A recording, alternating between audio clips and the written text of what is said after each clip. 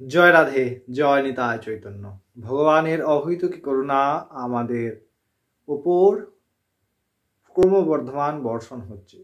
যে কৃপা সিন্ধু আমাদের ভগবত কথা অমৃত আস্বাদন করার মহাসৌভাগ্য লাভ করছে। অনন্ত জীবনে অনন্ত পাপ রাশি আমরা জড়ো করতে সামর্থ্য হয়েছি। সেই কারণে এই মনুষ্য জন্মেও আমরা জন্মে বিভিন্ন রকম তাপ, বিভিন্ন রকম জ্বালাতে ভুগছি। এই জ্বালা নিবারণ একমাত্র ভগবত চরণ আশ্রয়ের দ্বারাই সম্ভব হয়, তা আর কোনো পন্থায় নেই। অর্জুনকে ভগবান সম্পূর্ণ ভগবদ্গীতায় কেবলমাত্র মোহ এবং এই কর্ম, যে সম্পূর্ণ কর্মভূমি, সেই কর্মভূমির ভূমিকা এবং তার থেকে মুক্তির পন্থা বলছেন। বর্তমানে আমরা ভক্তিযোগে সেই প্রসঙ্গই পাই। এবার ভগবান অর্জুনকে উপদেশ করছেন যে কত সহজভাবে সেই পরম তত্ত্ব ভগবানকে প্রাপ্ত করা যায়, বা এত মায়া থাকা সত্ত্বেও কোন কোন পন্থার মাধ্যমে সেই ভগবানকে প্রাপ্ত করা যায়।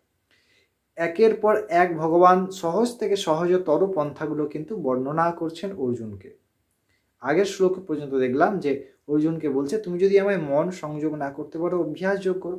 যদি অভ্যাস যোগের দ্বারা না হয়, তাহলে তুমি আমার উদ্দেশ্যে কর্ম করো। এরপরে এই শ্লোক অর্থাৎ 11তম শ্লোকে অর্জুনকে কি উপদেশ করছেন ভগবান, সেই কথামৃত আমরা অবশ্যই আলোচনা করব। চলুন ভগবানের কাছ থেকে আমরা এই ভক্তিযোগের 11তম শ্লোকটি আস্বাদন করি। ভগবান বলছেন 11তম শ্লোকে যে अथैतदापशक्त्याः स्वीकर्तुं मदयोगामाश्रिताः सर्वकर्मफलत्यागं ततः कुरु यतात्मवान्।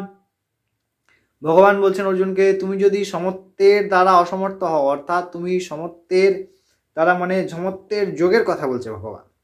কি না, আগের যে ভগবান উপদেশ অমৃতগুলি করলেন, যে উপদেশগুলি ভগবান দিলেন যে তুমি অভ্যাস যোগের দ্বারা আমাতে নিমিত্ত হও, যদি অভ্যাস যোগের দ্বারা অসমর্থ হও তাহলে আমার উদ্দেশ্যে কাম করো। কিন্তু এখানে বলছে তুমি যদি ওই সমস্ত অর্থাৎ যোগের দ্বারা আমাতে সমর্পিত হতে তাতেও তোমার সমস্যা হয় বা তুমি অসমর্থ হও, তাহলে তুমি একটা কাজ করো, তোমাকে কাজও করতে হবে না, তুমি যা করছো করো, কিন্তু